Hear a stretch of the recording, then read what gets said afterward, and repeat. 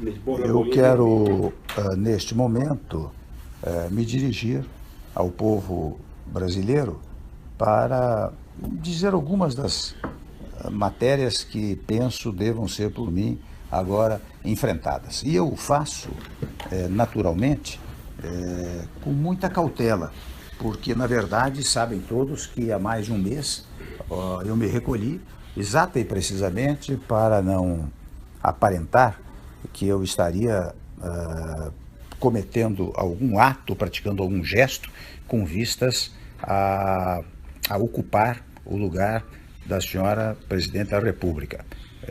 Recolhi-me o quanto pude, mas evidentemente nesse período fui procurado por muitos que estão aflitos com a situação do nosso país. Mas agora, quando a Câmara dos Deputados decide por uma votação significativa declarar a autorização para a instauração de processo de impedimento contra a senhora Presidente, muitos me procuraram para que eu desse, pelo menos, uma palavra preliminar à nação brasileira. O que eu faço com muita modéstia, com muita cautela, com muita moderação, mas também em face da minha condição de vice-presidente, naturalmente de substituto constitucional da senhora Presidente da República. E desde logo eu quero afirmar que temos ainda um longo processo pela frente, passando pelo Senado Federal. Então todas as minhas palavras levarão em conta apenas a decisão da Câmara dos Deputados, portanto também as minhas palavras são provisórias, já que nós temos que aguardar e respeitar a decisão soberana que o Senado Federal proferirá a respeito desse tema, seja quanto à admissibilidade da autorização, seja quanto ao final o julgamento propriamente dito. Portanto, eu quero neste momento prestar uma homenagem ao Poder Legislativo, tanto à Câmara dos Deputados, que já debateu amplamente este assunto, como ao Senado Federal, que irá debater. E desde logo eu quero comunicar aos amigos e colegas homens públicos, senadores da melhor cepa, da melhor sabedoria, que aguardarei naturalmente a decisão, aguardarei respeitosamente a decisão do Senado Federal. Não quero avançar o sinal,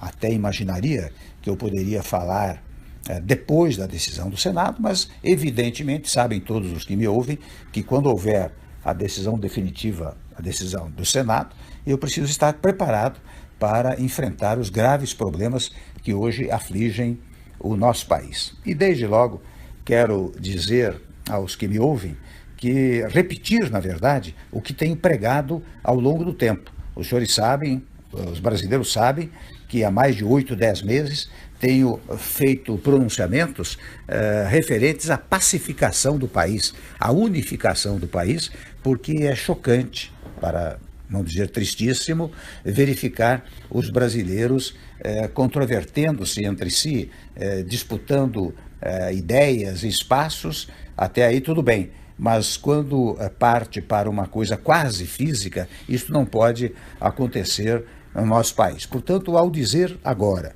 que a grande missão, a partir deste momento, é a da pacificação do país, da reunificação do país, eu quero dizer que estou repetindo o que venho pregando há muito tempo como responsável por uma parcela da vida pública nacional. Devo dizer também, isto fica para aconteça o que acontecer no futuro, que é preciso um governo de salvação nacional e, portanto, de união nacional. É preciso que se reúnam todos os partidos políticos e todos os partidos políticos estejam dispostos a dar a sua colaboração para tirar o país da crise. Sem esta unidade nacional, penso que será difícil tirar o país da crise em que nos encontramos. Para tanto, é preciso diálogo. O fundamental agora é o diálogo. Em segundo lugar, a compreensão. E em terceiro lugar, para não enganar ninguém, a ideia de que nós vamos ter muitos sacrifícios pela frente. Sem sacrifícios, nós não conseguiremos também avançar para retomar o crescimento e o desenvolvimento que pautaram a atividade do nosso país nos últimos nos últimos tempos, antes desta última gestão. Então, é preciso retomar o crescimento. E eu não quero que isto fique em palavras vazias. Tenho absoluta convicção, como muitos me dizem, que a mudança pode gerar esperança. E que, gerando esperança, isto gerará investimentos, não só investimentos nacionais, mas investimentos estrangeiros, porque precisamos restabelecer a crença no Estado brasileiro, nas potencialidades do Estado brasileiro. Devo dizer aos que me ouvem que eu fiz muitas viagens internacionais no primeiro mandato e verifiquei o quanto os outros países que têm muito dinheiro em suas mãos querem fazer aplicando no Brasil, ou seja, querem acreditar no Brasil. O que aconteceu nos últimos tempos foi um descrédito no nosso país, e o descrédito é que leva à ausência do crescimento, à ausência do desenvolvimento, que faz retomar a inflação. De um lado, portanto, nós temos absoluta convicção de que é preciso prestigiar a iniciativa privada, é preciso que os empresários do setor industrial, do setor de serviços, do setor agrícola, do setor do agronegócio, portanto, dos vários setores da nacionalidade, se entusiasmem novamente com estes investimentos. Mas, ao dizer isto, eu estou pensando apenas naqueles que possam investir? Não. Diferentemente, estou pensando em manter as conquistas sociais obtidas nos últimos tempos. Por exemplo, o emprego é uma coisa fundamental para todos os brasileiros. Para que haja emprego, é preciso uma conjugação dos empregadores com os trabalhadores. Você só tem emprego se a indústria, o comércio, as atividades de serviços todas estiverem caminhando bem. É a partir daí que você tem emprego, e com isso você pode retomar o emprego. De outro lado, eu devo dizer também que, de fora a parte, um projeto pela empregabilidade plena, é preciso manter certas matérias sociais, porque nós todos sabemos que o Brasil ainda é um país pobre e, portanto, e eu sei que dizem que de vez em quando que se outrem assumir, nós vamos acabar com o Bolsa Família, vamos acabar com o Pronatec, vamos acabar com o FIES. Isto é falso, é mentiroso e é fruto desta política mais rasteira que tomou conta do país. Portanto, neste particular, eu quero dizer que nós deveremos manter esses programas e até, se possível, revalorizá-los e ampliá-los.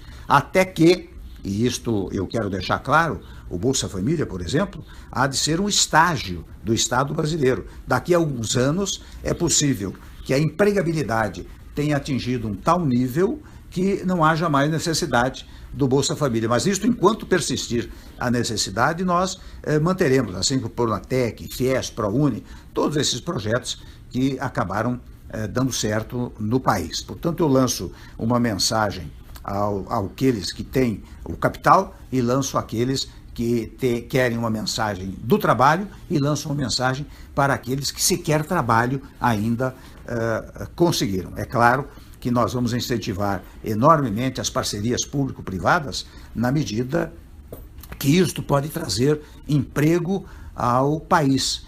Nós temos absoluta convicção de que hoje, mais do que nunca, o Estado não pode tudo fazer.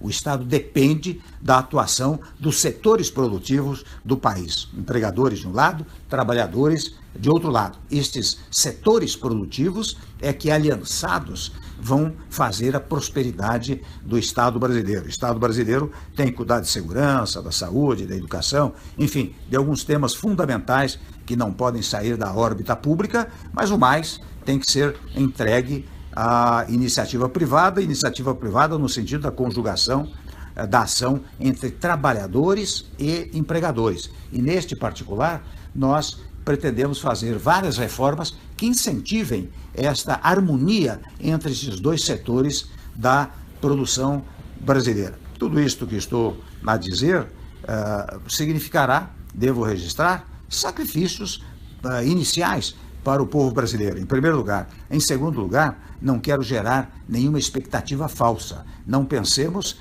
que, se houver uma mudança do governo, em 3, 4 meses estará tudo resolvido. Em 3, 4 meses pode começar a ser encaminhado para resolvermos a matéria ao longo do tempo. Se houver este governo de transição, ou se não houver fica esta sugestão que eu estou fazendo para o governo que vier a manter-se, ficam estas sugestões, que, reitero, não são sugestões por mim formuladas ou formatadas neste momento, mas que foram feitas ao longo do tempo.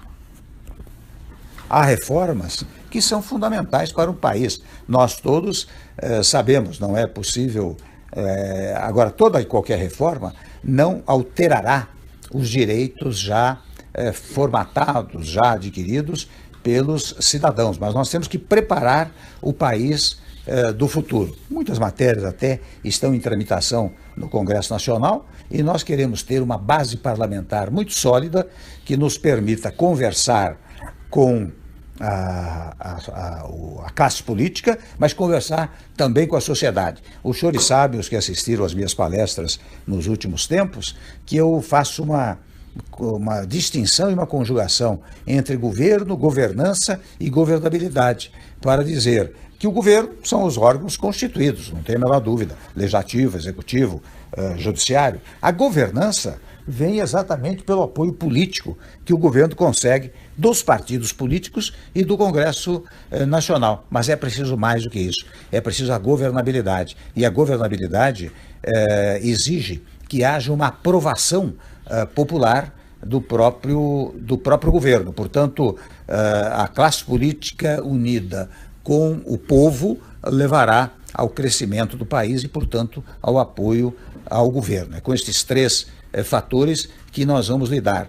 É claro que não vou falar aqui sobre reformas que são fundamentais, porque isto será fruto de um desdobramento ao longo do tempo. Mas como não pensar numa reforma política? Como não pensar numa reforma tributária? E evidentemente que a reforma tributária envolve um outro tema, que é a revisão do Pacto Federativo. Porque toda vez que você pensa numa reforma tributária, você está pensando na distribuição de competências e de recursos para as entidades federativas. É preciso mais do que nunca que as entidades federativas tenham uma autonomia verdadeira, ou seja, que nós tenhamos uma federação real e não uma federação artificial, como tem acontecido nos últimos tempos. Sei, por exemplo, no tópico da federação, da grande dificuldade dos estados e municípios nos dias atuais. E há estudos referentes à eventual anistia, o perdão de uma parte das dívidas e até uma revisão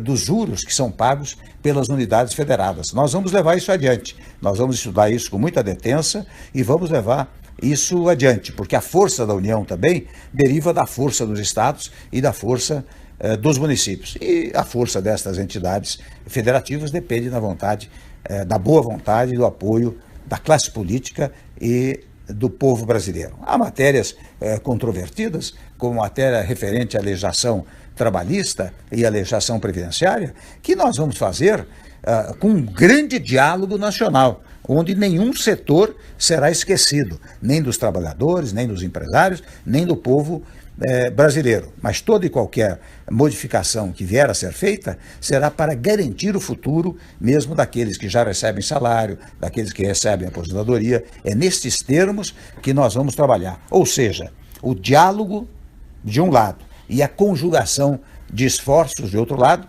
serão os alicerces, digamos assim, do nosso trabalho. É esta manifestação